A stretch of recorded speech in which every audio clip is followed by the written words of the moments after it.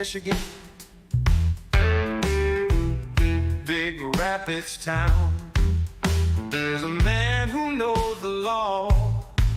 He won't let you down. He's got the knowledge and the know-how. He's attorney Steve Lobert. Family law, business law, he's the one to avert.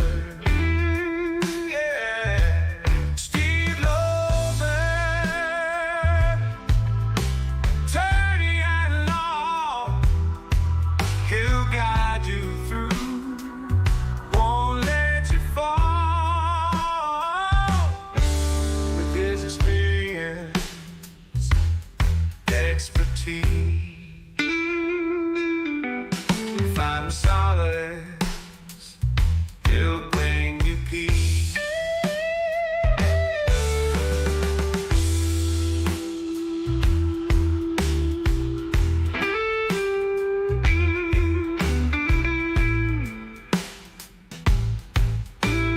And if you've got the legal blues, time to call Steve Lobert. That's it. See, so we have to come up with classy segues here. So, good morning, Steve Lobert. How you doing? Not too bad. You? Doing okay. I mean, our colleague up in Cadillac, Rich Spicer, posted this morning. He says, the leaves are all falling, and it's late October, almost November, and here it is, 66 degrees. Yeah. Go figure. So. I say every day above freezing is a day closer to May 1st. So yeah, I'm not a driving out on the ice kind of guy. So you got a little much needed rain the other day. That's it, a little bit. Yeah, I had that thunderstorm thing roll through a couple nights ago. So, but all good. But anyway, speaking of thunderstorms, coming up next Tuesday, it's going to be the hubbub of the election. And this morning, we're going to talk about something very timely for that, and that is voting. And everything surrounding that. Yeah, right. So this is pretty much the law and the rules on voting. You can vote in Michigan if you're registered to vote and a U.S. citizen, a resident of the city or township in which you're voting in for at least 30 days, or at least age 18, and not currently serving a sentence in jail or prison. So you have to be currently serving. So if you get out, I guess, we'll go over that. Yeah, no, we could. Felony. Yeah, if you are convicted of a felony, you lose that right? And then you can get it back? No, so you have to be serving a criminal sentence. So even if you have a felony record or a misdemeanor record, if you're in jail, right? If you're, awaiting arraignment, trial, or sentencing, if you're on probation, parole, or tether, you can still vote. Okay. It's just if you're currently serving a sentence gotcha. That you can't. So no absentee ballots in prison. That's pretty much what it is. You can get them if you're not currently serving your sentence. Right. If you're in jail awaiting your trial or something. Okay. So students, if you're from Michigan and go to school in Michigan, you can register and vote in either place, either where you normally reside or where you go to school. If you're from Michigan and you go to school outside of Michigan, you can register and vote in Michigan, probably absentee. But right. If you're not from Michigan and you go to school in Michigan, you can vote and register here. All right. If you want. So your address on your voter ID and driver's license must match. So if you register to vote somewhere, you're going to get that little sticker from the Secretary of State with your new address on it. They kind of keep things all, in line. Now, do you have to, if let's say you're a college student and you come here and you register and vote here, do you have to contact your old, where you used to vote to tell them I'm no longer a resident here? Or you can only vote once. Well, yeah, but I'm saying I'm trying to figure out, how somebody could do that twice. Like they live in Oklahoma, they vote there, then they come up to Michigan and vote there. So there's so many questions that people have about improprieties and cheating and things like that. So I try to dot all the I's and cross all the T's. Yeah. So your driver's license must match where you register. So gotcha. You got to have a Michigan driver's license to vote here. So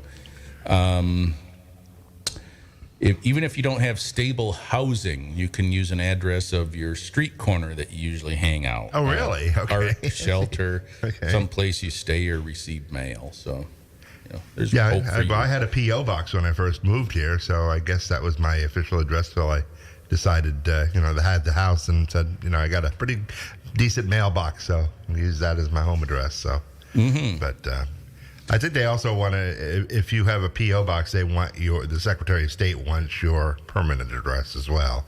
You may not use it for your mail, but, so.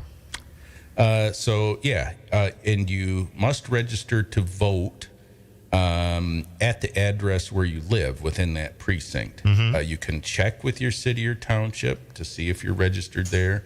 And there's a website that's got a ton of information on it. It's mi.gov, G-O-V, /vote. And you can check your voter information tab, and it'll tell you anything that you have. That's easy enough, yep. Yeah.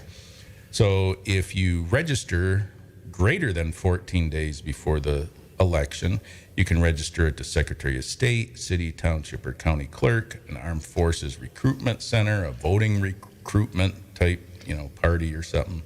Or you can register to vote online at that mi.gov /vote and then mail in your application.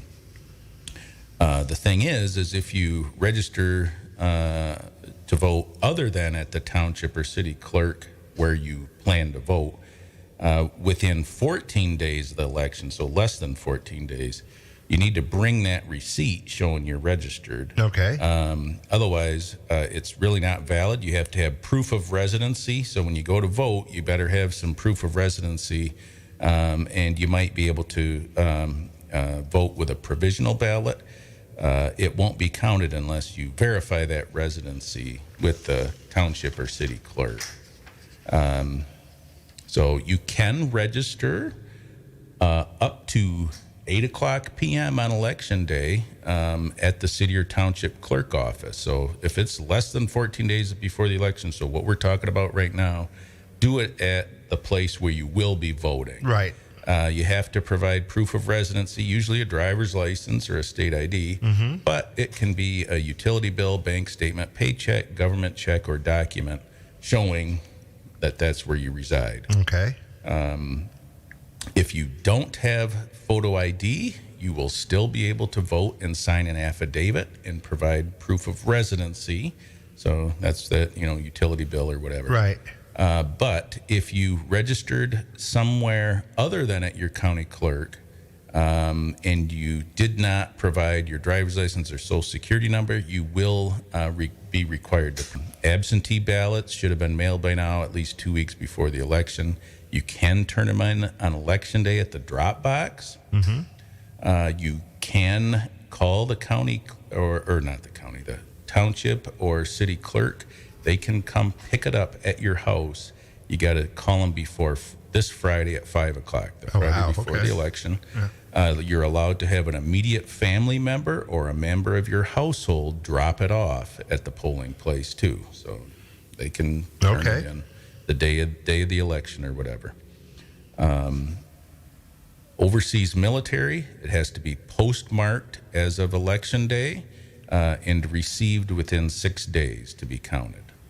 Yeah, I'm hearing there are states where now midnight of Election Day is it, unless that's a federal law. Yeah, so the Michigan, the states kind of right. Yeah, each state. I mean, not Michigan, but other states. They have come with the, you have to have the ballot in the clerk's office by the time the polls closed. Yep. But in Michigan, so voting the 5th, military overseas, it's got to be in by the 11th. Right. Okay. As long as it's postmarked the 5th. So, yep. You can track your absentee ballots, if you mailed them in to make sure they got to where they were supposed to get at that mi.gov /vote under your voter info. New thing a couple of years ago, absentee ballots are becoming a bigger thing. You can actually elect to receive them for every election going forward, an absentee ballot. You don't have to apply every time if you want. Yeah, I know. I'm that age, so I've been getting mail that that you can fill it out. It's a very easy form to fill out. Yeah. So. Yep. So, in-person voting, 7 a.m. to 8 p.m. even if you're in line at 8 p.m., you're going to get to vote. So, that's 8 p.m. is the cutoff. You got to be at least in line.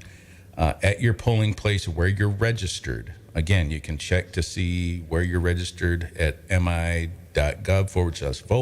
Get a hold of your city township clerk. Say, hey, am I registered there? Check your voter card.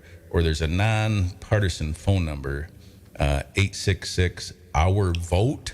I don't know what that means as far as numbers, but spell out OURVOTE, and you can check to see where you're registered. And again, you can register at the city or township the day of the election, too. So what if you moved recently? So if it's greater than 60 days before the election, you must register and vote at your residence now. Right, so, your new place. Yeah, Yep. if it's between 60 and 30 days before the election, you can either vote at the last time at your old address or at your new location. If it's within 30 days, so you just moved, you must vote at your old polling place. You can't vote at the new one. So if you moved within the same city or township, however, you can vote the last one or at the new one. So you just moved within the same, because they got combined records. Right. You can always check to see what's on your ballot at the mi.gov/vote. An employer need not give you time off work to vote. There's no requirement for that. Right. If someone is trying to intimidate you or harass you at the polling place, you are supposed to tell a poll worker. If the poll worker doesn't help or they're the one intimidating you, get a hold of the city or township clerk of the area where you're voting.